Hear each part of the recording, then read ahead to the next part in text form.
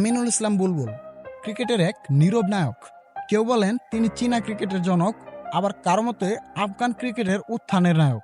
কিন্তু আমাদের কাছে তিনি বাংলাদেশের প্রথম বিশ্বকাপের অধিনায়ক আমিনুল ইসলাম বুলবুল।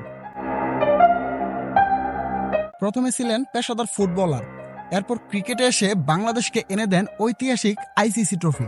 1999 সালে তার নেতৃত্বেই টাইগাররা প্রথম বিশ্বকাপে অংশ নেয়, আর 2000 সালে ভারতের বিপক্ষে বাংলাদেশের প্রথম টেস্ট সেঞ্চুরির কৃতিত্ব গড়েন সে। তবে দুঃখজনকভাবে ফর্মে থাকাকালীনও বাদ পড়েন দল থেকে, অভিমান করে অবসর নেন। এরপরও থেমে থাকেননি, অস্ট্রেলিয়ায় লেভেল 3 কোচিং কোর্স করে যুক্ত হন আইসিসির গেম ডেভেলপমেন্ট প্রোগ্রামে। এরপর চীনে গিয়ে ক্রিকেট শেখান, যাদের কখনো ব্যাট ধরার অভ্যাসটাও ছিল না। এমনকি চীনা ভাষাও শিখছেন শুধু ক্রিকেট শেখাতে। তাকে বলা হয় চীনের ক্রিকেটের নীল আর্মস্ট্রং। এছাড়া আফগানিস্তান ক্রিকেটের অবকাঠামো গড়ার কাজটিও তিনি শুরু করেছিলেন। যে দেশে একসময় ক্রিকেটারই ছিল না, সেখানে এখন লাখো তরুণ খেলছে বুলবুলের ছোঁয়ায়। চীন, আফগানিস্তান ছাড়াও সিঙ্গাপুর, থাইল্যান্ড ও মিয়ানমারের মতো দেশে ক্রিকেট ছড়াতে কাজ করেছেন নিরলসভাবে।